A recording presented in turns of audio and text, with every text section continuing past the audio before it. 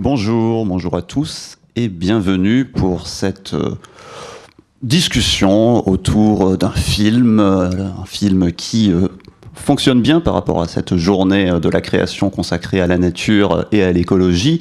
Il s'agit donc de La Montagne de Thomas Salvador et nous avons la chance d'avoir à la fois pour en parler le réalisateur, scénariste et acteur du film, Thomas Salvador. Bonjour. Bonjour. Mais aussi la monteuse du film, Mathilde Muillard. Bonjour. Bonjour. Alors, j'espère que tout le monde dans la salle a vu La Montagne, parce qu'il est possible que nous allons dévoiler des éléments importants de l'intrigue, mais peut-être, néanmoins, si d'aventure certains d'entre vous ne l'auraient pas vu, peut-être nous présenter en un mot, nous dire de quoi ça parle, Thomas, La Montagne. C'est un film de montagne, de nature. Alors sur ce point, le titre ne ment pas, en tout cas on voit des montagnes dans le film.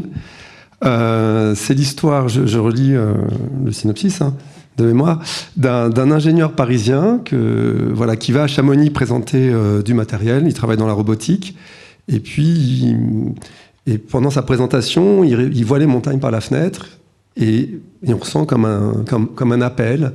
Alors il y a rien de... Il n'y a pas de fantastique à ce moment-là. Voilà. Et puis donc, il décide de rester un jour, 2 jours, une semaine, et plus ses affinités, je dirais. Et puis après, il se passe plein de choses en haute montagne. Voilà, pour le contexte, pour ceux qui n'ont pas vu le film. Et le personnage principal découvre, ou en tout cas a cette envie de montagne. Vous, la montagne, c'est quelque chose que vous connaissez bien, en tout cas on le ressent quand on voit le film. Vous avez un rapport assez fort à la montagne. Vous êtes vous-même alpiniste. C'est quoi votre rapport à la montagne, Thomas Salvador ? Moi, adolescent, je voulais être cinéaste et guide de haute montagne. Alors le cinéma, c'est venu parce que j'ai vu beaucoup de films et que j'aimais être spectateur. Et par contre, la montagne, un peu, m'est tombée dessus. C'est un grand mystère, mais... J'avais jamais fait de ski, jamais fait d'escalade. Il y a 14 ans, je voulais être alpiniste. Et voilà, donc je me suis abonné aux revues de montagne. Et puis, à 15 ans, j'ai fait mon premier stage d'alpinisme à Chamonix. Et après, j'en ai fait pendant une petite dizaine d'années. Et après, j'ai arrêté 30 ans, quasiment. Puis j'y suis retourné pour le film. Voilà, donc je connaissais... Dans l'équipe, on était 2 alpinistes. Moi, ex-alpiniste. Et voilà. Et puis... Et qui était la personne de l'équipe alors Victor Pichon, qui est l'assistant caméra, qui a été assistant caméra, qui a fait tout le film.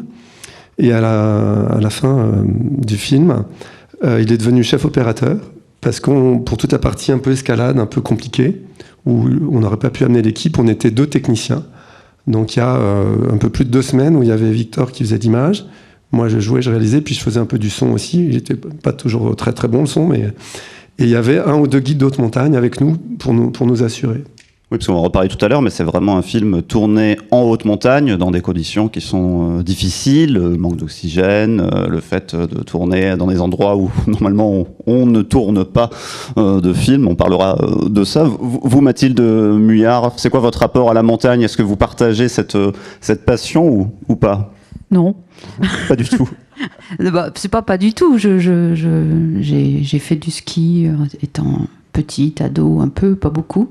Et ce sont des paysages extraordinaires, quoi. Il suffit d'y être allé pour le constater. Mais à part ça, voilà, on est retourné à Chamonix pour l'avant-première, une avant-première du film. J'étais pas allée dans les Alpes et dans la neige depuis 15 ans, je pense. Oui. Donc je n'ai pas de rapport particulier, spécifique à la montagne, en tout cas. Maintenant, si. Maintenant, si.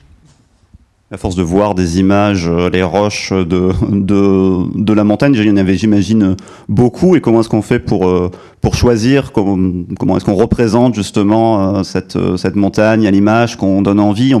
Enfin, moi, si je dis ça en étant totalement néophyte, mais je me dis, finalement, ça peut se ressembler beaucoup, les images de montagne. On peut en voir plusieurs sans savoir exactement ce qui est quoi. Enfin, le travail de choix, justement, ça se passe comment ? Les choix...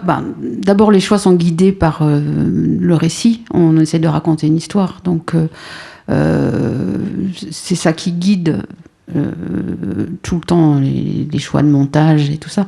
Après, quand vous regardez les rushs au fur et à mesure moi je regardais les rushs au fur et à mesure du tournage, il y a des plans sublimes qui vous scotchent immédiatement quand vous découvrez les rushs. Ceux-là, vous vous en souvenez, et puis vous savez qu'ils vont rester, quoi. Donc, au fur et à mesure que les choses... ensuite, on a regardé ensuite les rushs avec Thomas. Il y a des plans qu'on met de côté. On ne sait pas forcément encore exactement ce qu'on va en faire, mais on sait que c'est des plans magiques qu'on va utiliser. Et puis après, pour le reste, je vous dis, c'est le récit, c'est ce qu'on raconte qui guide les choix successifs qu'on fait. Puis j'ai une assistante monteuse, j'en profite pour parler de ce métier qui est peu mis en valeur, qui avait fait un énorme travail de tri pendant le tournage, puisqu'ils ont énormément tourné, parce qu'en plus, quand ils étaient dans des endroits, tout d'un coup, il y avait, je sais pas, une belle lumière, ils se retournaient, il y avait telle ou telle chose telle montagne, tel paysage à filmer. Donc ils accumulaient aussi des images qu'elle a rangées, mis dans l'ordre, repérées, c'est-à-dire savoir quelle était quelle montagne, parce que moi je découvrais, alors elle demandait à Thomas ou à l'assistant réalisateur, enfin aux assistants, ouais, vous avez tourné où, c'est quoi, et tout ça, histoire qu'on se perde pas dans la géographie non plus. C'est important d'essayer de respecter, même si on a fait des entorses, évidemment. On a créé des failles spatio-temporelles quand même pour les chamonniards. Ils voient qu'à un moment, on tourne à droite au col du Midi, puis on arrive au pied de... Enfin bref, mais le film est très silencieux, très intime, tout en étant un film avec une petite dimension spectaculaire, on va dire, même si c'est jamais recherché. Et donc, pour la psychologie du personnage aussi, à l'écriture, au tournage et puis beaucoup au montage, fallait vraiment aider le spectateur au maximum, d'être dans son parcours. Donc, moi, j'ai expliqué vachement à Mathilde, avec des plans aussi. Voilà, là, il y a Chamonix, là, il y a l'aiguille du Midi. Puis là, il y a le col du Midi, là où il pose sa tente. Mais c'est magnifique, c'est sauvage, sauf qu'il n'est pas très loin de la civilisation encore, via le cap de l'aiguille du Midi. Et puis, il regarde au loin. On a vraiment... il voit des alpinistes aller plus loin, il va plus loin. De ce plus loin, avec le guide de haute montagne, il voit encore sa tente. Donc, il reste dans une aventure un petit peu... je sais pas comment dire, civilisée, de proximité. Et puis, quand il y a un élément déclencheur dans le film, qui est un effondrement de montagne, il va plus loin. Et j'ose espérer que le spectateur, il ressent, et je crois que c'est vrai un peu parce que des gens me l'ont dit, donc ça va, que par la topographie, le choix des décors, et puis c'est vrai qu'il faut choisir aussi des montagnes qu'on peut identifier, ou alors si elles sont pas hyper identifiables, faut les remettre plusieurs fois pour comprendre que, ah oui, quand il se retourne, il voit là, et puis face à lui, il y a ça. Voilà, pour raconter son parcours et son éloignement de la civilisation, quoi. Donc, il fallait pas qu'on soit perdu, quoi. Oui, c'est un personnage qui quitte progressivement le monde de la civilisation, le monde technologique auquel il appartient au début, mais en même temps, contrairement à un film de montagne classique, un peu aussi un genre cinématographique dans lequel c'est un des films d'exploration où le but est de monter en haut d'un sommet ou ce genre de choses. On connaît l'objectif dès le départ et on va suivre l'avancée du personnage dans cet objectif, ses difficultés, etc. Là, c'est pas tout à fait ça. Enfin, on est surpris comme lui, on sait pas où est-ce qu'on va aller finalement, on sait pas ce qu'on va voir. Dans la mesure où lui-même ne le sait pas, il le dit d'ailleurs, c'est un des dialogues du film, il sait pas trop, il écrit une carte postale à sa maman. C'est pas le plus gros spoiler du film, ça, mais il écrit une carte postale à sa maman. Il dit qu'il se sent mieux et qu'il sait pas trop pourquoi il reste là, mais il sait que ça lui fait du bien, en gros. Et effectivement, c'est quelqu'un qui fait l'expérience et qui réapprend à s'écouter, à suivre son impulsion, surtout à être dans le temps, dans le présent, quoi. Des gens m'ont dit que c'était un film sur le temps, en fait. C'est un film sur beaucoup de choses, mais... Et voilà, donc c'était important de faire en sorte dans le récit, dans le rythme, que le spectateur non seulement accepte, mais comprenne que le sujet du film, c'est ce personnage qui va faire ce réapprentissage, quoi. Voilà, d'être là où il estime que c'est juste d'être, là où il se sent bien, même si c'est pas pourquoi, ni... il n'a pas d'objectif, effectivement. Et donc, il y a la question de la liberté. Et voilà. Et je fais une petite parenthèse. À Chamonix, on a été très bien accueillis parce que les gens ont tout de suite ressenti ça, à la mairie et les guides d'haute montagne, que c'était ni un film d'exploit, ni un film, ni un survival, quoi, ni un film de drame. Et Donc un film, voilà, qu'est-ce qui reste si c'est ni un survival, ni un film d'exploit, reste une aventure intime, introspective. Enfin voilà, mais même moi, en tournant le film, je découvre un peu qu'il s'agissait de ça, quoi. J'avais pas bien réalisé que c'était à ce point-là intime et introspectif. Vous mentionnez justement un moment au début du film dans lequel il y a cet appel de la montagne qu'il aperçoit à travers la fenêtre. Je vous propose de voir cet extrait, c'est l'extrait numéro 1. Alors on va le lancer. When you have finished, you just have to press the start button.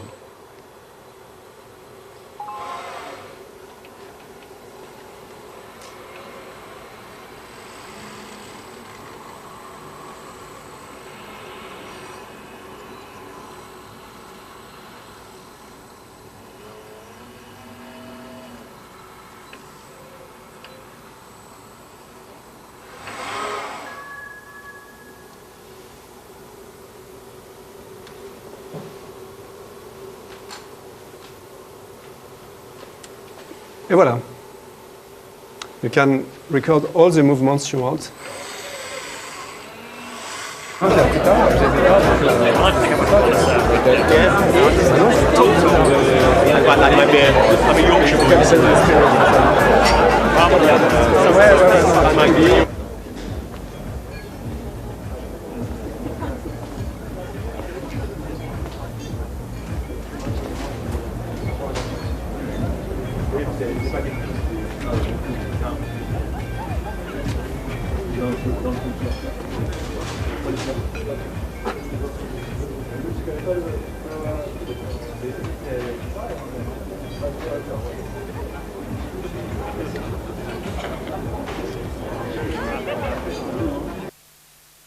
Voilà cet appel de la montagne vu à travers la fenêtre alors qu'on essaye un robot très technologique, cet intérieur très bruyant et puis cette séquence un peu silencieuse et cette biche, l'apparence de la nature à l'intérieur de la ville qui apparaît. Je ne sais pas si vous voulez commenter un peu cette scène qui raconte finalement beaucoup de choses assez rapidement, en peu de plans.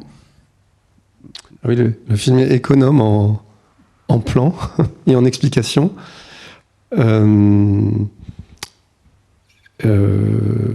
Oui, la biche, je l'avais écrit, c'était dans le scénario. On a pas mal hésité d'ailleurs à la mettre plus tard ou comment, est-ce que c'était redondant avec ce premier appel par la fenêtre. C'est marrant parce que de démarrer d'ailleurs dans la séquence, le contre-champ dans la fenêtre, il fait beaucoup moins d'effet que quand il a fait le trajet, on a été dans le TGV, qu'on a vu le reste. Voilà, ça c'est une sensation de montage. Effectivement, là, ça fait OK, bon, il n'y a rien par la fenêtre. Mais les gens réagissent. Quand voilà, on part du début du film, et là, c'est qu'un extrait. Et puis, oui, la biche, il y a comme un jeu de miroir. C'est-à-dire que il y a ce décalage, il y a la question de la place. La biche, si elle y est, c'est peut-être elle a de bonnes raisons d'y être, de trouver à manger, parce qu'il y a peut-être moins à manger plus haut, ou elle explore, ou alors les hommes ont tellement étendu leur territoire qu'à un moment, il y a des intersections. Voilà, en tout cas, lui, il la reconnaît. Mais évidemment, tout ce que je dis là, moi, quand je filme et que je joue, je ne cherche pas du tout à ce que le spectateur se raconte tout ça. Moi, je fais les choses de manière très instinctive. Et d'abord, souvent d'ailleurs quand je les écris, je me dis pas tiens ça raconte ci, ça raconte ça. Je le fais, puis c'est après avec tous les débats et puis aussi dans des discussions de montage que je réalise un peu que ah oui bah tiens il y a cet effet de miroir ça, mais voilà j'ai pas grand chose à dire de plus sur la biche si ce n'est qu'elle s'appelait Rosalie. Ah.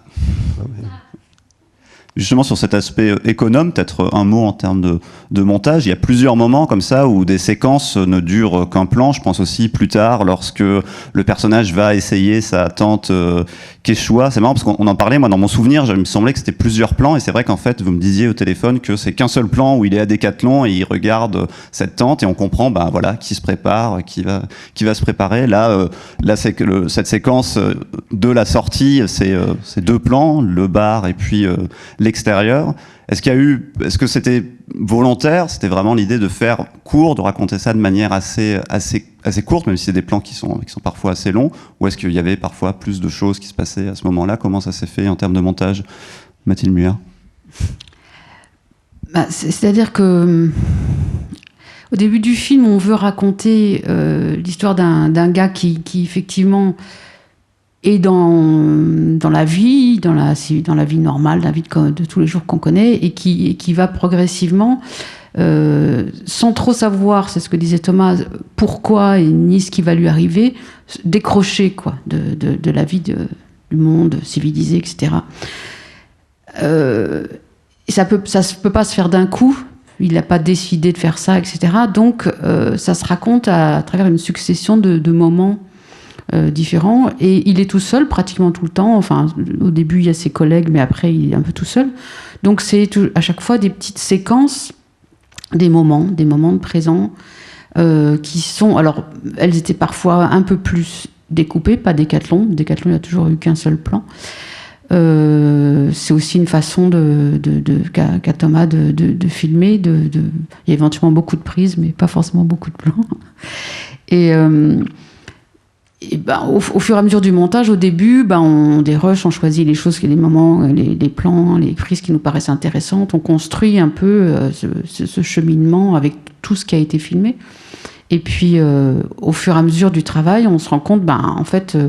on peut sauter cette étape, ce moment-là il peut être plus simple, etc. Comme il ne se passe pas grand-chose, mais qu'en même temps, il faut qu'on arrive d'abord, d'une part à s'intéresser à ce personnage et d'autre part à raconter l'air de rien qui décroche progressivement, c'est une alchimie assez subtile qui se met en place petit à petit, d'arriver à raconter ça le plus simplement possible en fait, mais que de scène en scène, on progresse, on avance dans l'histoire. Oui, on a déjà parlé d'intuition, d'instinct. C'est vrai que c'est la construction de ce film-là, c'est très intuitif pour nous parce qu'il y a très peu de signifiants. D'ailleurs, j'aime beaucoup quand des gens me disent que le film est très doux, très, très progressif, qu'il n'y a pas de révolution d'une séquence à l'autre. Mais rétrospectivement, à la fin du film, on se dit « Waouh, mais c'est dingue tout ce qui s'est passé pour ce personnage, quoi. » Donc tout ça, la répétition, est-ce que ça, on l'a bien compris? Est-ce qu'on l'a ressenti? Est-ce que c'est pas trop? Est-ce que c'est pas assez? C'est vraiment en faisant des projections, avec du recul, et puis parfois en montrant Enfin, ce que font tous les réalisateurs au montage, d'ailleurs. Mais dans ce film, avec peu de dialogue et peu d'échanges, où le personnage, on a accès à lui que par les quelques mots qu'il dit, puis par son regard et son rapport à l'espace, son rapport à la montagne. Voilà, c'est vraiment très... C'est pas évident. Mais c'est le sujet du film aussi, quoi. Il y avait plus d'étapes, en fait, dans le début. Il y a un certain nombre de séquences qu'on a enlevées. Parce qu'on avançait un peu trop lentement vers le haut de la montagne. Ouais, et puis on se demandait, notamment... Le personnage, il restait, il faisait du ski. Et après, du ski comme tout le monde. Et après, au petit-déj, après le ski, il regardait, dans la salle du petit-déj, il regardait des posters, dont des posters de tentes de bivouac. Et c'est suite à ça qu'il va chez Decathlon acheter une tente de bivouac pour passer une première nuit près d'une piste, avant de finalement acheter une autre tente et d'aller s'installer à 3008. Et on a enlevé l'étape du ski, parce que ça plus ça, c'était trop. Voilà. Donc c'était vraiment des choses, des ajustements comme ça. Et aussi, tout à l'heure, vous parliez de comment on a choisi. C'est vrai que le film s'est préparé dans des conditions délicates. On a fait la prépa pendant les confinements. On a tourné pendant le deuxième confinement. Puis moi, j'avais pas tourné depuis longtemps. Et puis on a la préparation, on va dire qu'elle était un peu chaotique. Ce qui fait qu'en haute montagne, à peu nombreux, avec la pire météo depuis 20 ans, aussi ça faut le dire, on n'a pas eu de chance, on a beaucoup tourné. Parce que plein de fois, on était pris par le temps, on avait des tout petits créneaux pour tourner. Et donc le mauvais réflexe a été de tourner beaucoup, tout de suite surtout. Là où maintenant, si c'était à refaire, je dis attendez, je suis pas inspiré, on n'est pas inspiré, on prend une demi-heure, voire une heure, pour réfléchir à ce qu'on tourne. Donc plein de fois, Je tournais un premier plan parce que la journée passait vite. Et en fait, c'est une fois que je l'avais fait que je me dis, ah ben non, en fait, c'est comme ça. Donc on refaisait. Donc on s'est retrouvé avec beaucoup de rush. Donc ça nous a pas aidé. Et je sais pas, sur toutes les rushs, il y a je sais pas combien d'heures où je parle au chef-op, à l'équipe, parce que comme je joue et qu'on improvisait beaucoup. Voilà, je fais une petite parenthèse. Pendant la préparation, mais c'est lié au sujet du film, pendant la préparation, j'étais un peu embêté. Je me disais, mais j'avais pas d'inspiration. Je voyais pas le découpage. Alors que sur mes courts-métrages et mon précédent long-métrage, Vincent n'a pas d'écaille pour ceux qui l'ont vu, je voyais les plans en écrivant. Et j'étais un peu flippé de ça. Je me disais, je suis rouillé. Et en fait, j'ai compris que avec la montagne, il fallait improviser aussi. C'est-à-dire que, ou du moins que moi, je voulais pas venir à la montagne en conquérant avec une grosse équipe, imposer à la montagne ce que j'avais écrit dans le scénario. Et que c'est en adéquation avec le sujet du film. Donc ce personnage, il va se mettre à disposition, en disponibilité, à l'écoute de lui, du froid, du vent, de tout ça. Et je trouve qu'on a réussi à ce que le dispositif de mise en scène épouse un peu le mouvement du personnage, à savoir donc d'y aller, de se faire tout petit, de se faire accepter, que ce soit parfois compliqué, parfois magnifique, et d'improviser et de découvrir. Donc je trouve que de ce point de vue, on a réussi à trouver le dispositif et l'économie qui collait vraiment à ce que raconte le film. Et voilà. C'est un film qui se résume pas si facilement que ça. Enfin, c'est difficile.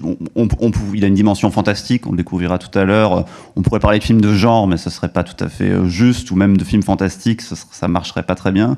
Il y a une histoire d'amour, mais dire que c'est un film qui tourne autour d'une histoire d'amour, ce serait pas ça non plus. C'est difficile de dire comme ça en un mot, c'est quoi la montagne ? C'est la montagne, en fait, c'est ça.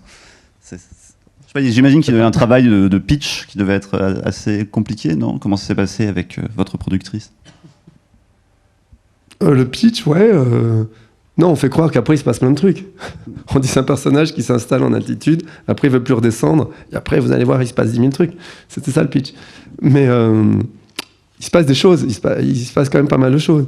Donc il y a une histoire d'amour, donc avec le personnage que joue Louise Bourgoin, qui s'entremêle à son voyage initiatique, on peut dire, et puis avec une rencontre, avec aussi une forme de vie, peut-être c'est pas une dimension animiste du film, ou fantastique. D'aucuns parlent de Miyazaki, je me permettrai pas de le faire, mais voilà, dans les thématiques, la présence du fantastique dans quelque chose qui semble parfois un peu trivial ou assez quotidien.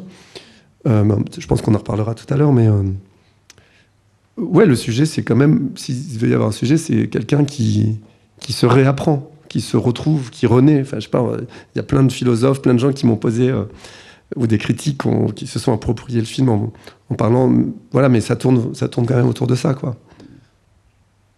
Vous parliez tout à l'heure du choix des séquences et du fait qu'il y en avait peut-être plus auparavant de la préparation.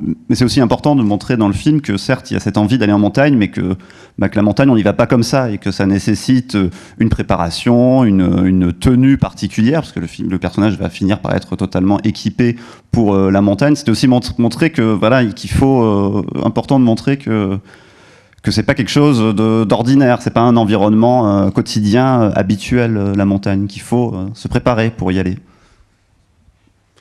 Alors oui, je l'ai pas pensé d'un point de vue didactique pour avoir le label prévention en montagne, mais c'est important pour le personnage et pour notre récit de montrer que c'était pas un fou, que c'était pas un mec qui a envie de mourir, et puis surtout que ce soit réaliste, quoi. C'est-à-dire qu'on marche pas sur un glacier, on dort pas dans une tente quand il fait -20 la nuit, si on n'est pas équipé.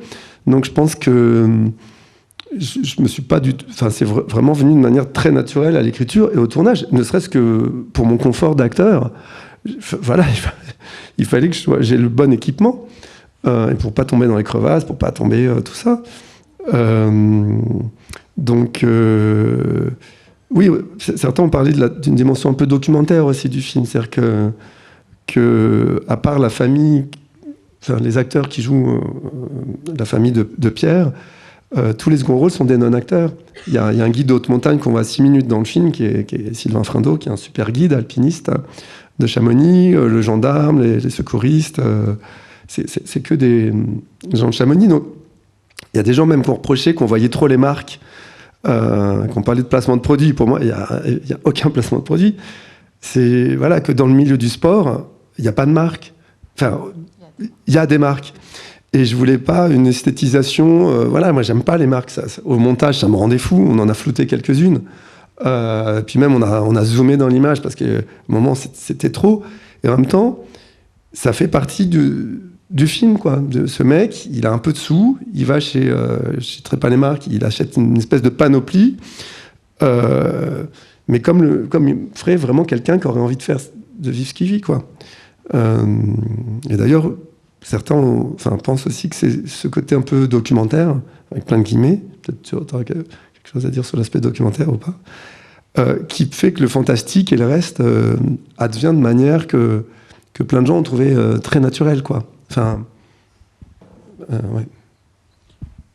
Oui, juste pour parler de la montagne qui se mérite quand même, c'est-à-dire que c'est pas tant une volonté de raconter, quelque chose de pédagogique, mais c'est ce que tu viens de dire, mais c'est aussi que on est dans un rapport à la nature qui n'est pas dans le film, qui n'est pas un rapport dominant, c'est-à-dire que il faut s'adapter à la montagne, et s'adapter à la montagne pour pouvoir y survivre.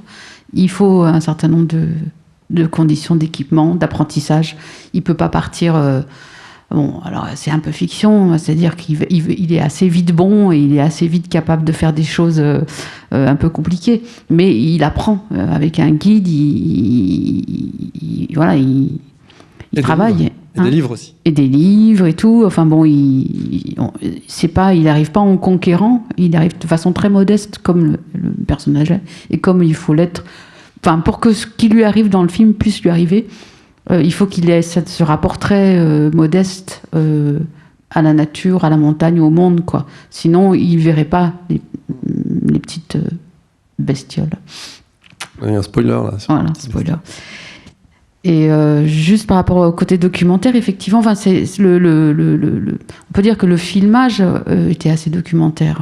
La façon aussi, parce que ce que je racontais sur l'improvisation, sur le fait qu'il y avait beaucoup de matière, beaucoup de prises et tout, avec des fois une mise en place du plan et au fur et à mesure des prises, comme Thomas et l'équipe, le chef-op, etc., trouvaient des idées, des façons d'améliorer, et une évolution de ce qui se passe dans les prises, qui fait que c'est pas la prise 1 et la prise 10, c'est pas juste une question de qualité de jeu, c'est qu'il se passe pas les mêmes choses, quoi. Donc c'est un montage qui est effectivement un peu différent du montage de fiction classique, où il faut plus prendre la matière à bras-le-corps comme en documentaire.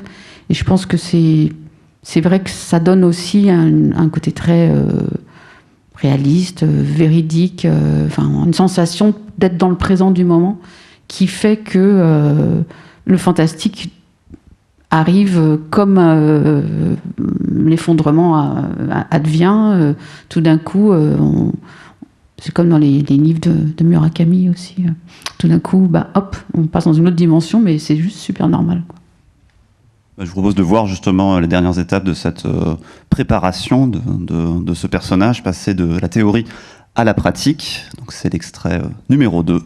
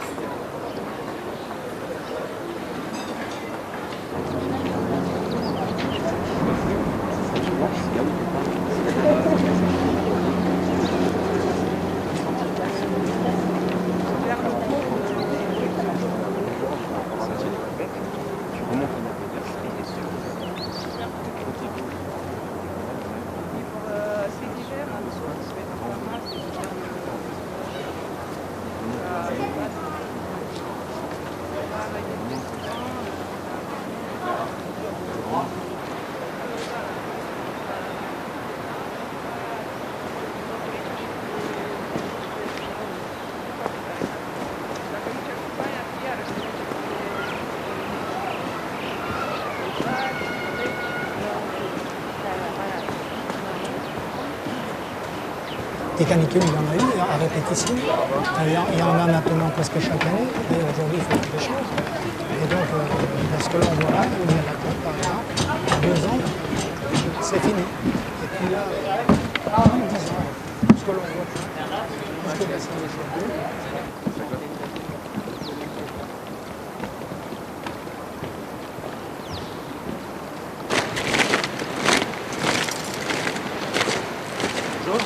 Bonjour. Bonjour.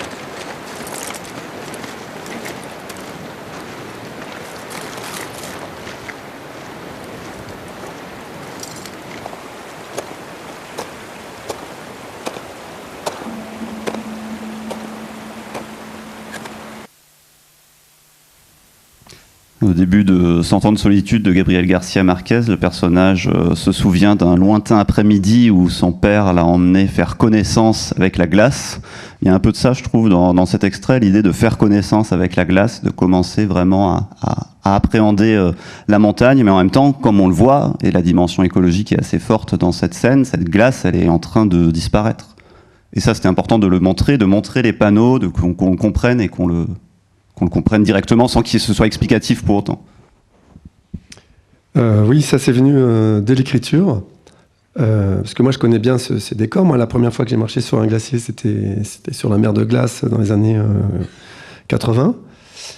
Et d'ailleurs, quand j'ai montré, alors pour ceux qui ne savent pas, tout le monde sait que les glaciers fondent maintenant, mais que voilà, c'est un lieu très touristique. Il y a 1 million de visiteurs par an qui vont se prendre en photo en mettant les pieds sur le glacier. Et quand le train du Montanvert a été créé, le glacier était au niveau de la gare, et maintenant il est, je sais plus, 400 mètres, 350 mètres plus bas. Et chaque année, pour que les touristes puissent aller se faire un selfie sur le glacier, ils rajoutent 50 marches. Et l'équipe a halluciné et a été hyper touchée de voir ces pancartes, en fait. Et moi, je leur ai dit, voilà, je suis pas si vieux que ça, mais quand à 15 ans, j'ai marché sur le glacier, on était là. Et on regarde, et d'un coup, on voit, vous voyez tous les escaliers, et c'est vraiment très parlant, quoi. C'est-à-dire que la montagne, c'est un milieu dans lequel le réchauffement climatique, c'est aujourd'hui. C'est pas, oui, en 2200, il va falloir décarboner un petit peu ceci, cela. Aujourd'hui, les guides haute montagne, il y en a plein qui vont arrêter, d'autres qui se forment à d'autres métiers. L'alpinisme, tel que je l'ai pratiqué dans les années 90, il a changé. C'est-à-dire que l'été, on voit plus, c'est trop dangereux parce que la glace fondant libère plein de pierres et maintenant libère des blocs entiers de montagne, c'est-à-dire des parois des millions de mètres cubes parfois. Donc pour moi, donc c'est réaliste parce que le personnage aille là essayer ses crampons. Ce qu'il n'est pas tout à fait, c'est que maintenant, pour avoir de la glace comme on a dans le film, il faut marcher 4 heures. Là où avant, c'était en berne des escaliers, on chaussait les crampons. Mais je voulais montrer aussi le contraste avec la glace vive qui reste encore, et puis toute la moraine, enfin tout l'effondrement qu'il y a sur les côtés. Et lui, voilà, sans commentaire, il est là et il fallait qu'on le voie. Moi, j'ai beaucoup dit, puis c'était aussi dans la note d'intention, qu'il était hors de question pour moi de faire un film aujourd'hui dans lequel la montagne ne serait que le seul décor d'aventure, donc d'exploit ou de drame, ou de film initiatique. Voilà, les montagnes se cassent la gueule, et voilà, il fallait que ce soit dans le film. Et d'ailleurs, c'est un élément, enfin, plus tard dans le film, un effondrement gigantesque qui perturbe le personnage et qui fait qu'il va aller encore plus loin, s'éloigner encore plus. Donc c'était tout à fait normal. Mais je vous dis, des gens, en voyant le film, le découvrent, ont vraiment été émus par ça. Et puis l'équipe, sur place, on dit, en voyant vraiment les pancartes, on dit, mais c'est... Ah ouais. Et le plus impressionnant, c'est les 2 dernières, en fait. C'est qu'on voit, il y a les décennies, et après, c'est 5 ans, pour à peu près le même espace. Et la dernière, c'est 2018, et nous, on a tourné en 2021. C'est quasiment, entre 2018 et le tournage en 2021, c'est quasiment la même chose que les 10 dernières années, en fait. C'est-à-dire que c'est exponentiel. Et voilà, donc c'était important que ce soit présent dans le film. D'ailleurs, plus tard, il y a une infirmière qui explique pourquoi les montagnes elles-mêmes s'effondrent. Pour ceux qui ne savent pas, c'est qu'en fait, les montagnes sont sont comme des millefeuilles de roches, hein. Même s'il y a d'énormes blocs, il n'y a pas de montagne d'un bloc. Et ces blocs tiennent entre eux par la glace qui est dans les fissures, qui fait office de ciment. Et comme maintenant ça fond en profondeur, il n'y a plus de ciment, et donc les blocs entre eux ne tiennent plus. Et tout ce qui était en porte-à-faux, en équilibre, maintenu par la glace, ça s'effondre. Donc nous, pendant le tournage, tous les jours, on entendait ou on voyait des milliers... Enfin, ça tombait toute la journée. L'été, enfin, dès qu'on est arrivé au mois de juin, alors on tournait dans des endroits qui n'étaient pas trop dangereux, mais on voyait des endroits, y compris des endroits où moi j'ai fait des sommets. Voilà, plus personne n'y va, quoi. Voilà. Et en même temps, vous parlez de cette explication, effectivement, de l'infirmière qui vient nous expliquer un phénomène qu'on aura observé dans le film plus tôt, en fait. Il y a effectivement l'effondrement qu'on entend, qu'on voit au loin. Mais le film est finalement assez peu explicatif. On comprend très bien, et cette scène l'illustre assez bien, on comprend très bien la fonte importante des glaciers en cours sans qu'on ait besoin d'un panneau dans le film pour nous dire que depuis 20 ans, etc. On le comprend par la mise en scène et par le choix de cette séquence. Et ça, en termes de montage, justement, Mathilde Muillard, comment ça s'est fait pour qu'on comprenne sans qu'on souligne non plus trop, sans qu'il y ait un gros plan, je sais pas, sur les panneaux, mais qui reste malgré tout assez visible pour le spectateur. Ça, c'est pas du montage, c'est de la mise en scène. Il y a quand même des gros plans. On pas note dessus, quoi, mais non, mais c'est vraiment une question de mise en scène, c'est-à-dire que c'est vraiment bien découpé, bien construit pour que voilà, après... Il y en avait plus aussi. Il y en avait plus, évidemment. Il y avait toute la descente était plus longue et tout.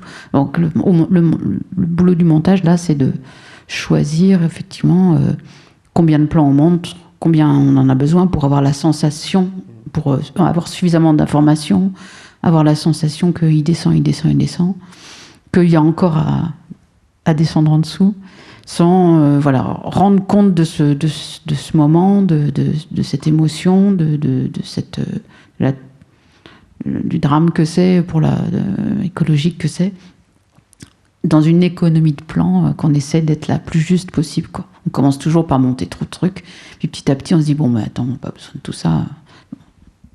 Il y a aussi que dans les figurants, parce la plupart des figurants dans le film sont des gens des chamonnières ou des touristes, mais on avait évidemment quelques figurants avec nous, et il y en avait un qui expliquait un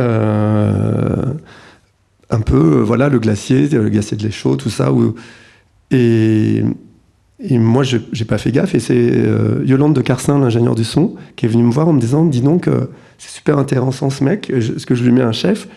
Et je suis allé lui parler, et on a dit ouais.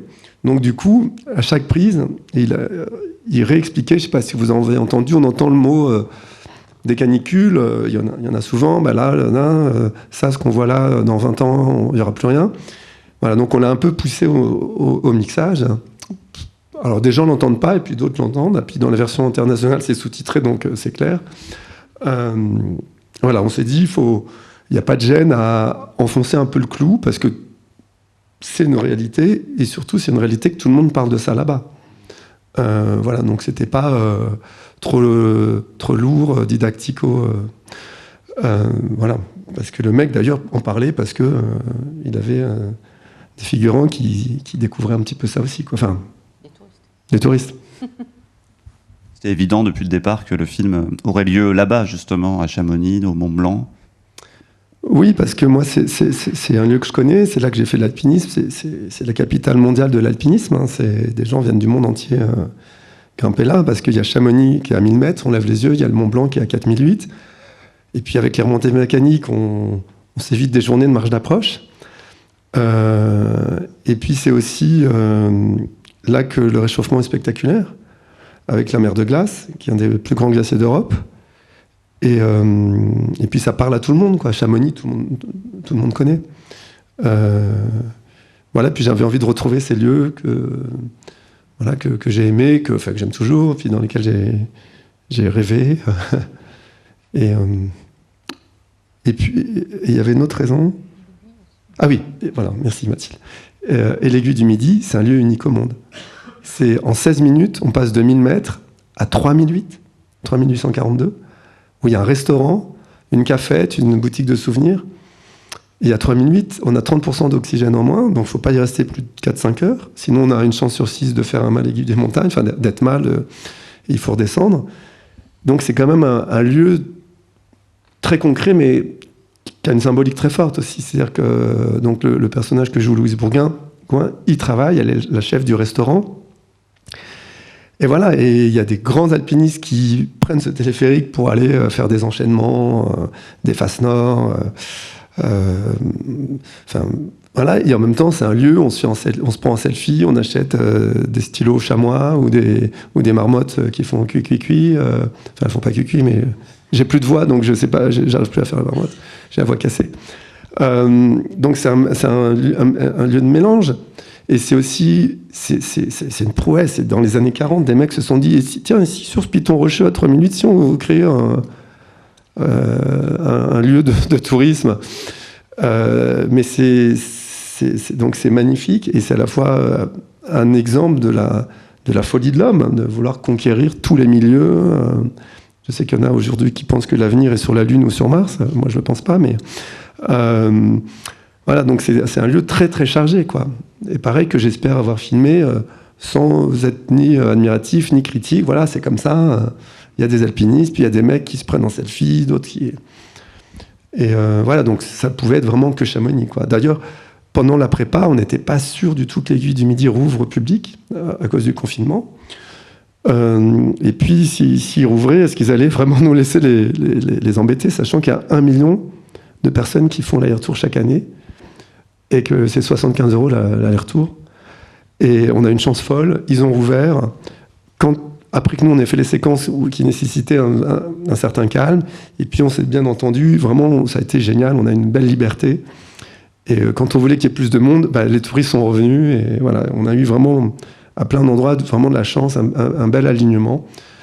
Voilà, donc Chamonix, c'était vraiment... Et, ah oui, tout à l'heure j'ai dit à Chamonix, ils étaient contents parce que c'était ni un film de drame ni d'exploit. Et surtout, Chamonix était vraiment Chamonix. Alors que très souvent, il y a des tournages là-bas où on fait croire que c'est l'Himalaya ou la Cordillère des Andes ou la montagne un peu lambda. Là, c'est Chamonix, il y a écrit Aiguille du Midi, Mont Blanc, Compagnie du Mont Blanc. Voilà, c'était vraiment un film que je voulais très... le mec, il a la compagnie des guides de Chamonix. Voilà, un film très... très local, quoi, très, très implanté. Oui, il y a beaucoup de scènes qui se passent à l'Aiguille du Midi, ça prend une place assez importante dans l'histoire. C'est quoi le point le plus haut que vous ayez tourné ? C'est l'Aiguille du Midi, 3842. Et ça se passe comment, justement, vous disiez que c'est difficile, qu'on ne peut pas rester un certain nombre d'heures, 5 heures, on peut rester maximum, c'est ça ? Non, on peut, mais au-delà de 5 heures, il y a... Ça devient dangereux. Voilà, non, ça peut mal se passer. C'est-à-dire que même si on est le meilleur alpiniste du monde, si ça fait ou champion olympique de marathon, si ça fait plus de 3 semaines qu'on n'est pas monté au-dessus de 3000, on peut se sentir mal. Et il faut redescendre, parce qu'après, il y a un risque d'œdème pulmonaire, facial ou cérébral, mais ça, c'est assez rare. Mais à minima, nous, on a tous eu des migraines, des nausées, des vertiges. Et après, on s'acclimate, parce qu'on n'est pas complètement fou, on n'a pas passé, parce qu'on a beaucoup tourné, on n'en a pas parlé. Je peux vous dire, on a tourné 50 jours. Alors tout le monde s'est dit, ouais, super production, tout ça. Mais ça a été...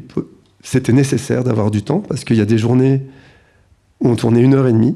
C'est-à-dire qu'au début, on était un peu comme un tournage classique. On n'avait pas totalement assumé le dispositif expérimental et aventureux. Et à un moment, les journées normales, il n'y en avait pas, en fait. Entre les marges d'approche, les risques d'avalanche, la tempête, le brouillard qui faisait qu'on... Il y a des journées, on tournait 1h30, quoi. Donc ça a duré longtemps, mais ça a été rendu possible parce qu'on était très peu nombreux. Donc, j'ai dit rapidement tout à l'heure, mais les 3/4 du film, sur le plateau, on était 5. Voilà, il n'y a pas eu du tout de script, d'accessoiristes, de perchman, de second assistant sur le plateau, sauf à Chamonix, sauf sur certains décors. Il y avait Yolande, ingénieure du son, qui a fait tout le film toute seule. Alexis Kavirchine, chef opérateur, Victor Pichon, assistant caméra, Pierre Abadi, premier assistant mise en scène, et moi. Et puis de temps en temps, un second caméra, tout ça. Et puis il y a eu ces 2 semaines, on était 2. Donc c'est pour ça qu'on Voilà, mais la haute montagne se sent dans le jeu aussi.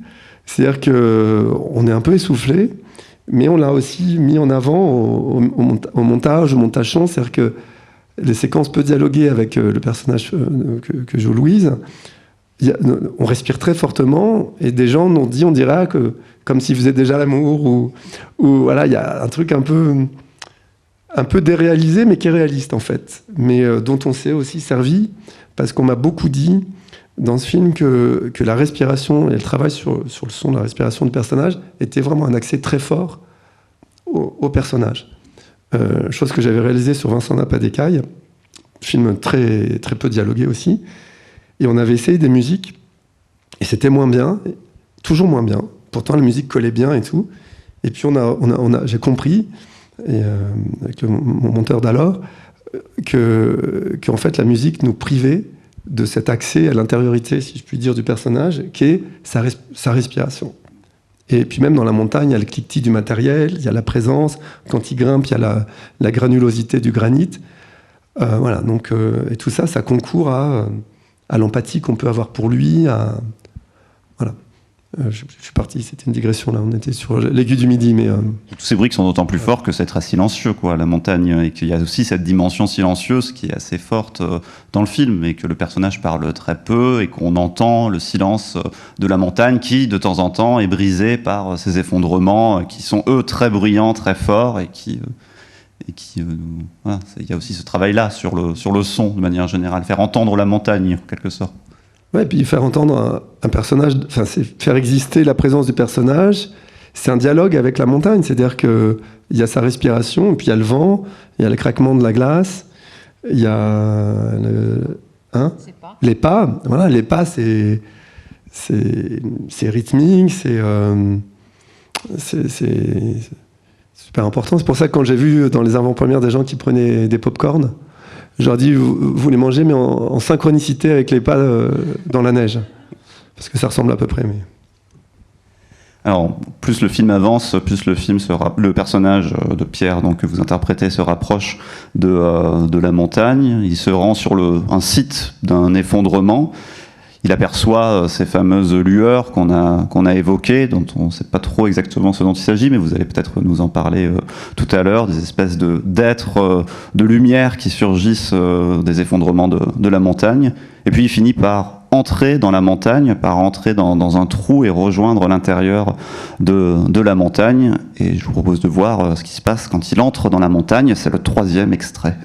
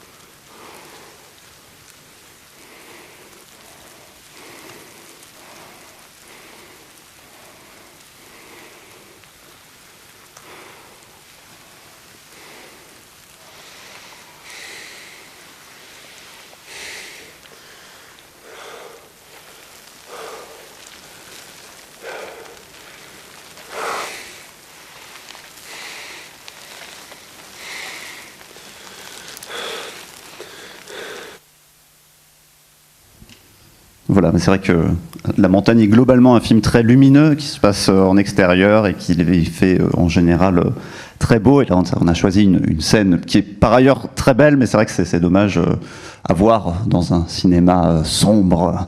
Et comme ça, on voit effectivement ce travail sur les lumières, sur le rouge. Hop, la scène continue. C'est ça.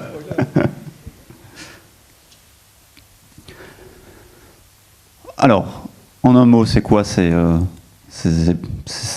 bestioles, ces lueurs? Je ne sais pas comment est-ce qu'on peut les qualifier. Vous utilisez le terme de lueur, je crois, c'est ça? Alors, dans le scénario, c'était des lueurs.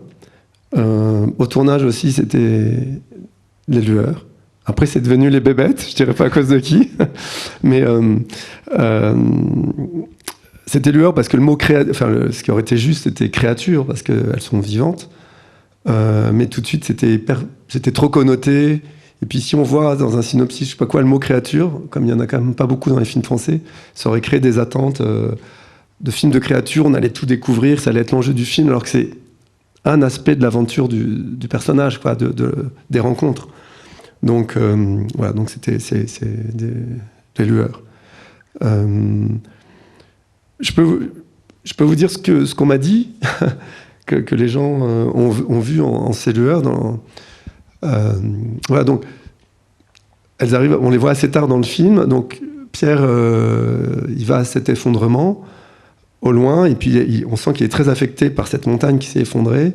Et le soir, dans les décombres, on pourrait dire, il voit des choses briller. Et puis, il les suit, et puis il les voit les premières, et puis il se blesse, il va à l'hôpital, puis il remonte pour les retrouver. Il y a une grande séquence d'escalade où il arpente la montagne à la recherche d'endroits où il peut rentrer, puis finalement il trouve une fissure dans laquelle il peut se faufiler. La séquence dure assez longtemps, et puis il arrive dans cette grotte dans laquelle les lueurs le retrouvent autant qu'il les retrouve. Voilà, pour le contexte. Et alors à Chamonix, les alpinistes voient dans ces lueurs l'âme des alpinistes qui n'ont pas fait demi-tour, qui se sont laissés dévorer, manger, peut-être de manière consentante, par la montagne. Donc je trouve ça très beau, moi, qu'on puisse voir ça.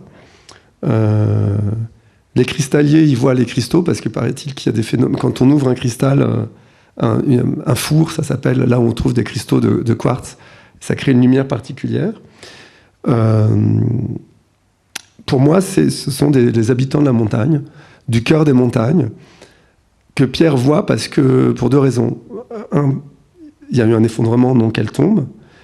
Et deux, lui, il est devenu sensible, en fait. C'est-à-dire qu'il peut les voir parce qu'il a fait tout ce trajet, toute cette trajectoire de dépouillement. On a beaucoup parlé pendant les confinements d'essentiel et du non-essentiel. Et Pierre, c'est un personnage qui fait l'expérience, voilà, de ce dont il a plus envie, ce dont il découvre qu'il a envie, et puis une nouvelle curiosité.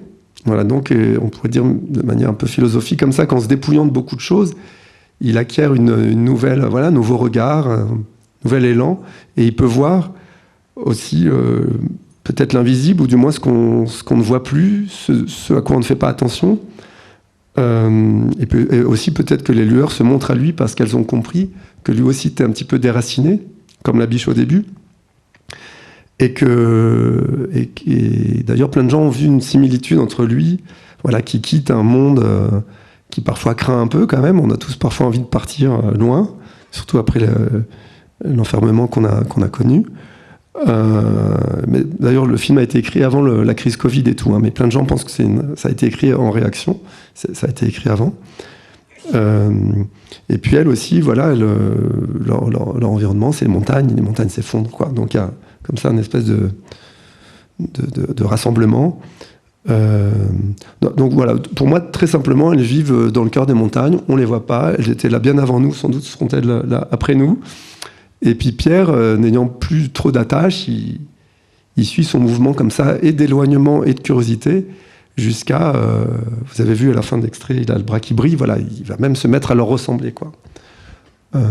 Il va se mettre à le ressembler ou il ramène un morceau, un peu de montagne avec lui? J'avais compris ça plutôt comme ça, mais peut-être que... Parce que après, quand le film se poursuit, il aura toujours cette main brillante comme les lueurs, comme nuit. S'il avait toujours un peu de la montagne avec lui. Ah oui, ça brille la nuit. Oui, un peu de la montagne, un peu de son expérience. C'est-à-dire que moi, je voulais pas que le film soit une parenthèse, comme une crise de la 40-50aine, d'un mec qui fait son trip, allez, je plaque tout, je fais l'alpinisme, et puis je reviens. Pour moi, j'espère que le spectateur ressent que Pierre n'est plus le même, et qu'il ne sera plus le même.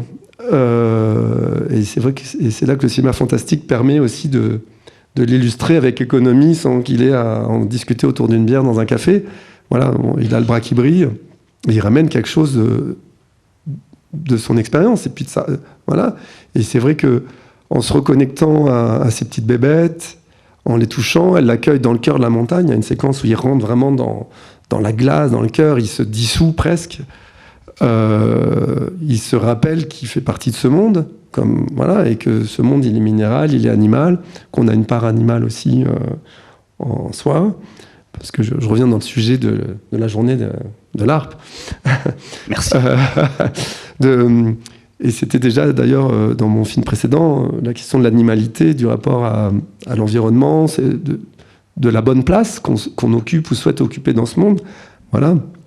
Et même les personnages, ils se posent la question de est-ce que, c'est quoi être un homme? Est-ce que c'est l'homme et ce qu'on appelle la nature? D'ailleurs, de plus en plus de philosophes cessent de parler de la nature, de dissocier. Non, on en fait partie. Et on partage tellement de choses avec les plantes, les chimpanzés. Je parle même pas des chimpanzés, mais même les champignons, Et voilà, et Pierre refait l'expérience de ça, de manière très, très modeste, très humble. Donc... Et ces lueurs, c'est pas des effets visuels que vous avez fait en post-production, mais elles étaient présentes sur le tournage. Alors, il y a eu des effets visuels, il y a eu de la post-production, mais il y a eu aussi un travail de marionnette, un travail vraiment concret sur... expliquez-nous comment est-ce que vous les avez réalisés, justement, ces animaux. Dans chaque débat, je fais la blague qu'on avait une seconde équipe qui a passé 8 mois sur place et qui a eu la chance d'en filmer quand elle sortait. Mais bon, ça se fait pas de dire les blagues qu'on a fait et qu'on n'a pas fait. Bref, c'est méta-blague, mais je dis ça, c'est pas tout à fait une blague parce que plein de gens, et c'est vrai, m'ont avoué avoir cru un temps que ça existait vraiment. Et ça, c'est tout à fait vrai. Et des gens très cultivés... et à un moment, le personnage, après les avoir vus à l'hôpital, il regarde sur Google, il tape lueur, fissure, montagne, et puis on voit des guirlandes de Noël et puis des descentes au flambeau. Et donc là, plein de gens m'ont dit, mais jusqu'à ce que le personnage fasse une recherche sur Google, on s'apprêtait à googliser le soir pour voir si ça n'existait pas. Et donc tout ça, c'est une manière de frimer pour dire que les gens y croient. Non, je plaisante, mais en tout cas... Oui, c'est pas de la 3D, c'est pas une création numérique. Pareil, c'est en adéquation avec le sujet du film et ma manière de faire mes films, c'est-à-dire que de vivre des expériences et d'éprouver, c'est aussi d'ailleurs, une petite parenthèse pour ça que je joue dans mes films, c'est parce que je l'ai fait pour comprendre des choses de mon rapport au monde, et je pense que pour moi, ça n'aurait pas de sens de déléguer à un autre corps, un acteur, d'avoir froid, de grimper, de sentir un peu claustro dans des fissures, ou de nager comme un dauphin dans Vincent n'a pas d'écailles. Enfin, voilà. Et c'est pour ça qu'aussi les effets spéciaux, moi je les conçois toujours de manière la manière la plus concrète possible. Parce que je m'ennuierais au tournage. Et puis je ne saurais pas quoi dire à un graphiste qui ferait des propositions sur un ordi. Tout ça, pour moi, ça n'aurait pas trop de sens. Et deux, parce que je suis convaincu que dans le type de film que je fais, le spectateur a une sensation particulière. Et c'est-à-dire que dans Vincent n'a pas d'écailles, les gens me disaient mais vous nagez vraiment quand même très bien. Mais il y a même des gens qui croyaient que c'était vrai en fait, alors que personne fait du papillon en sautant à 1,50 m de l'eau. Mais parce que, et moi en financement, on me dit mais pourquoi tu ne fais pas plus spectaculaire, pourquoi tu fais plus, pourquoi les lueurs, tout ça. Et je dis mais on pourrait faire plus, mais d'un coup ce serait fait par ce serait pas filmé en fait, ce serait pas tourné. Et les petites bébêtes, dans leurs erreurs de manipulation, d'incrustation, elles ont quelque chose d'attachant, de vrai. Et je pense que le spectateur, évidemment, ne se le dit pas, mais je pense qu'il a une sensation, et plein de gens me l'ont avoué, que la caméra avait filmé quelque chose. C'est vrai qu'elle a filmé quelque chose. Et la caméra a filmé quelque chose. Donc tout ça pour dire que ce sont, pour faire très simple, des boules de matière réfléchissante, éclairées en rouge et en blanc, qu'on a manipulées avec une marionnettiste et moi. Et au tournage, parce que c'était trop compliqué, on n'a pas amené de projecteur en montagne. Et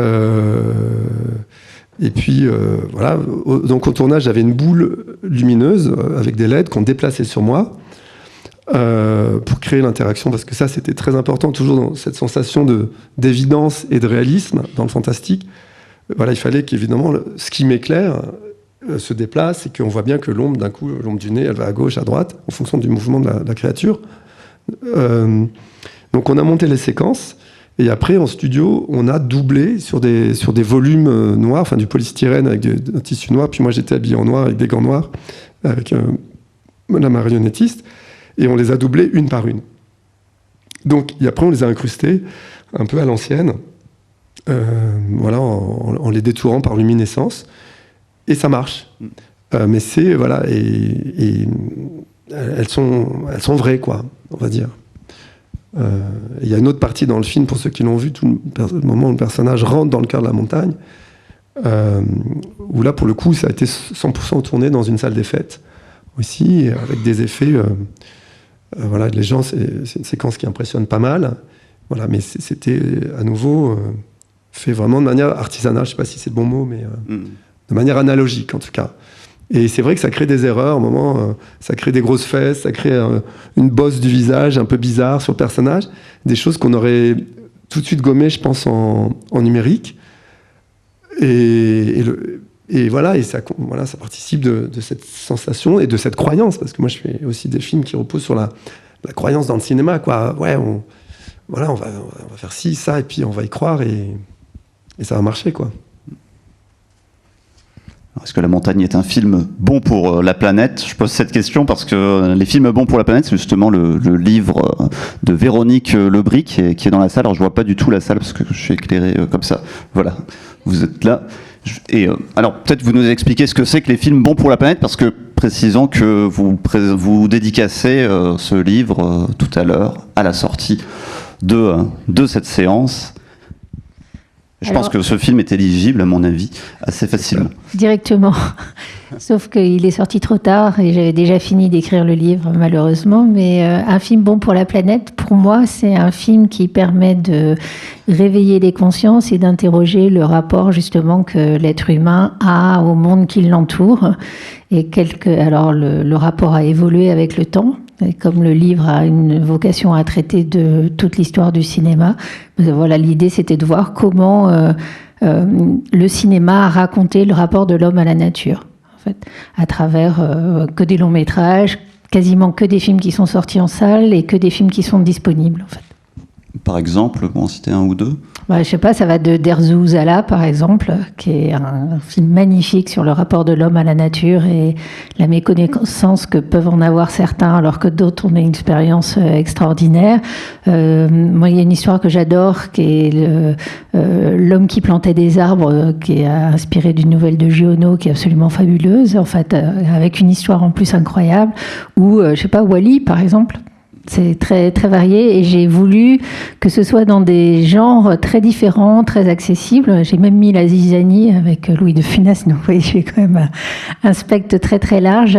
L'idée étant qu'il n'y a pas de sous-genre, il n'y a pas de sous-film non plus pour expliquer justement comment l'homme s'est comporté par rapport à la nature. Donc évidemment, au début de l'histoire du cinéma, c'est plutôt un cinéma qui raconte la conquête de l'homme sur la nature. Et puis après, enfin ça c'est mon explication à moi, mais après les drames d'Hiroshima et de Nagasaki, on s'aperçoit que l'homme peut détruire définitivement la nature et le cinéma japonais traite ça très très bien.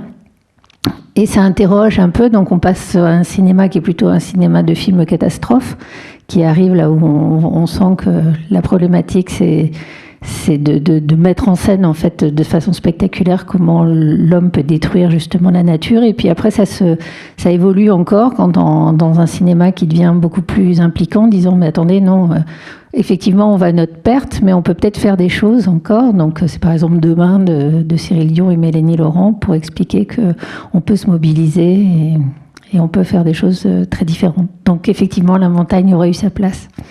Pour une édition augmentée ou un volume 2, peut-être. J'espère. Est-ce que vous avez des questions, à la fois pour Thomas Savador, pour Mathilde Muillard, pour Véronique Lebris, dans la salle?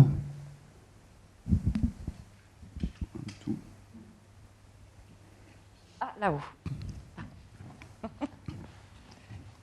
Pardon, je mets le bras comme ça, c'est pour mieux voir la salle. Tout en haut. Pas un dab. Hein. Je suis là, tout en haut. Merci beaucoup. Merci beaucoup pour cette intervention. Moi, je ne connaissais pas le film, mais j'aime beaucoup la manière dont vous expliquez votre film, qui est, entre guillemets, il y a un côté, si je puis dire, un peu documentaire, fiction fantastique. Ma question, c'est quelle a été... entre guillemets, les raisons pour lesquelles vous avez remporté ce prix-là. Parce que dans la manière où vous expliquez, c'est vrai qu'il y a cette subtilité, même dans la manière de filmer, dans les plans, il y a une authenticité. Quels ont été les retours des critiques par rapport au film? Moi, je vais être bref. Merci pour le commentaire. La critique a été assez magnifique. Je dois dire. Et c'est vrai que quelqu'un m'a fait remarquer que la critique parlait du film, mais parlait surtout de son expérience. Et je pense que ça, c'est quelque chose qui a donné envie aux spectateurs, parce que le film a, à son échelle, plutôt très bien marché. Tout le monde est très content. Et c'est vrai qu'il était beaucoup question de voyage, de sensations, d'immersion, de captivant, hypnotique. Voilà, et je pense que dans la presse, on a senti que le film constituait une expérience au-delà de ce qu'il racontait, quoi, quelque chose de l'ordre d'essence, quoi. Voilà, donc ça, c'était très beau de découvrir les articles sur le film. Parce qu'il faut préciser que le film a été présenté à la quinzaine des réalisateurs il y a presque un an, où il a reçu un prix, effectivement. Le film a eu après un bon retour de la presse à ce moment-là, qui a effectivement été un très beau succès en salle. Mais vous me disiez tout à l'heure que le film qu'on a vu à Cannes à la quinzaine était un tout petit peu plus long que le film qui est finalement sorti en salle. Alors ça, c'est une question aussi pour vous, Mathilde. Qu'est-ce qui s'est passé? Pourquoi est-ce qu'il a fallu raccourcir de quelques minutes le film? Il n'a pas fallu. Disons qu'on Vous avez choisi deux. Voilà. On est arrivé à Cannes un peu sur les rotules. On a dû beaucoup travailler pour arriver à voir une version du film terminée, enfin quasiment terminée, avec les effets spéciaux qui étaient encore pas tout à fait tous finis et tout. Donc le film qu'on a présenté à Cannes, c'est à peu de choses près le même que celui qui est sorti, mais on a été content de pouvoir avoir avec un peu de recul, revoir et se dire bon, il y a peut-être quand même 2-3 endroits, il y a des petites longueurs, des moments où il serait intéressant d'accélérer un peu, surtout dans la dernière partie du film. Et on a eu la chance, grâce que la productrice Julie nous donne l'opportunité de retravailler en une semaine, petite semaine. 2 semaines, ouais, je pense. Non, peut-être du mixage un peu aussi. Ouais. Enfin, disons pour essayer, avec le recul de les vacances d'été qui étaient passées, etc. Et une sérénité aussi un peu retrouvée, parce que être prêt pour une compétition comme Cannes, c'est toujours assez... Voilà. Ouais. Surtout quand c'était un peu une folie que de vouloir prétendre être prêt pour Cannes, avec ce qu'on a dit, les 90 heures de rush, tout ça, et puis et plein d'autres choses. Mais aussi, c'était une folie que de ne pas essayer. Donc, ça a été, voilà. Donc, on n'était pas tout à fait prêt, mais le film était montrable, sinon on aurait tout annulé. Et puis, par chance, il a été sélectionné à la quinzaine, et puis très bel accueil. Donc, voilà. Mais merci Julie, la productrice, qui n'a pas pu être là aujourd'hui, qui nous a permis de ne plus avoir de frustration. On en a toujours, hein, mais du moins, voilà, ce qui nous semblait évident, on l'a coupé. Voilà. Les retours de Cannes, ça vous a un peu influencé ou ça vous a dit sur ce retravail? Un peu, ouais. Bah, nous, on le savait un peu déjà. Puis ça a été confirmé par quelques retours, voilà, qu'il y avait à un moment où on avait compris et voilà, qu'on était un peu dans l'insistance. Et voilà, donc on a désinsisté. Est-ce qu'il y a peut-être une autre question? Oui, bonjour. J'ai eu la chance de découvrir le film à Gérardmer en février. Et ça a été une vraie fenêtre d'évasion un peu dans une compétition qui a plus tendance à nous brusquer un peu, en général, dans ce festival. J'avais une question sur toute l'adaptation qu'il a fallu réfléchir, j'imagine, en amont, en prépa, sur comment tourner du coup en équipe très réduite et dans cet environnement-là, par rapport à une méthodologie de tournage plus classique. J'imagine qu'on ne va pas placer son trépied de la même façon au coin de la rue et à 3008 mètres, qu'on ne va pas prendre autant d'objectifs sur place, à la face, quand la face se trouve en haut d'un glacier.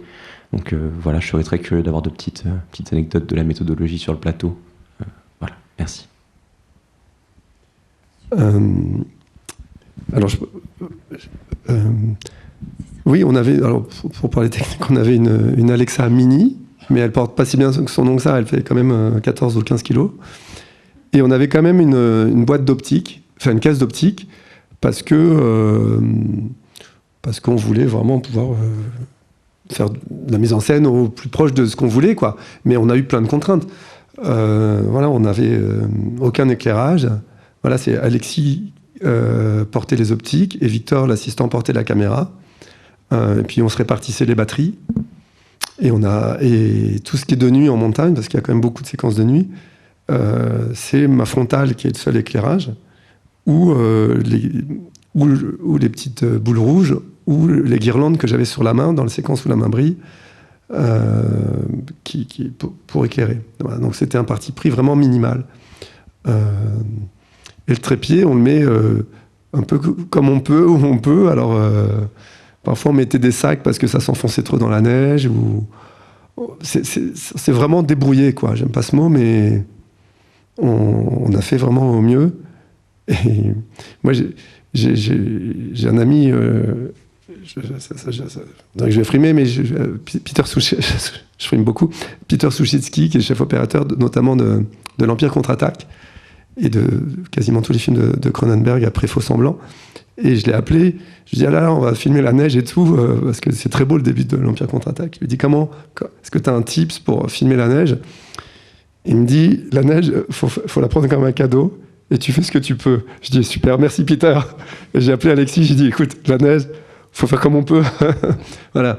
Et c'est vrai que voilà, les questions du diaph, de la surex, d'avoir du détail, on avait parfois un réflecteur quand même pour compenser l'écart voilà, entre le contre-jour et la neige, quoi. Voilà. Y a des séquences de nuit, avec la lune, on voit les couleurs. Et on rentrait au refuge de nuit avec le bonheur d'éteindre les frontales. On a fait des photos, c'est hallucinant, quoi. Donc c'était aussi un peu magique, quoi. Et Yolande, elle portait son Cantar, mais la version mini aussi. Et puis, enfin, j'ai pas de, voilà, c'était vraiment très léger, quoi. Je sais pas comment dire autrement. Puis moi, je m'occupais des costumes, des accessoires, vu que c'était les miens, ceux du personnage. Voilà. En tout cas, merci beaucoup d'être venu nous parler de la montagne. Et si vous l'avez pas vu, je pense que vous avez envie maintenant de le découvrir. Hein. Il est disponible en vidéo bientôt, je pense, parce que là, on vient de finir l'exploitation il y a une semaine. Alors, il est dans quelques salles encore en France, mais c'est vraiment, on est en 11e semaine, donc c'est vraiment des toutes petites salles, peut-être près de chez vous si vous habitez à la campagne. ou en grande banlieue. Il est plus à Paris depuis 2 semaines, mais il sort en DVD, VOD le 31 mai. Alors si vous le découvrez dans ces conditions, mettez le son fort, parce qu'on a quand même vu que moi j'ai accepté dans un cadre prestigieux une projection du film en plein air. Et le film avait beaucoup moins de succès que d'habitude, parce qu'on n'avait pas ce dont je parlais, à savoir la respiration, le bruit le son du vent, tout ça. Voilà, donc casque ou des bonnes enceintes. Non, Bon, c'est bien noté. C'est pleinement de l'expérience. Merci beaucoup. Et puis en attendant, je lis mon texte, de retrouver ici même des regards croisés sur le thème création, réaction, action. C'est la prochaine discussion. Nous vous proposons donc, comme je l'ai dit, de rencontrer Véronique Lebris autour de son livre 100 grands films bons pour la planète. C'est dans le hall du cinéma, là, tout de suite, d'ici quelques minutes. Et nous vous invitons également à découvrir dans le hall du cinéma des cinéastes la bibliothèque verte de la journée de la création. Une sélection de livres choisis, ça s'affiche derrière moi, par les intervenants et les animateurs de cette 5e édition. Et l'interlude qui suit vous est offert par la Maison du Film avec le court-métrage de Marie Balaresque, Une histoire de plage.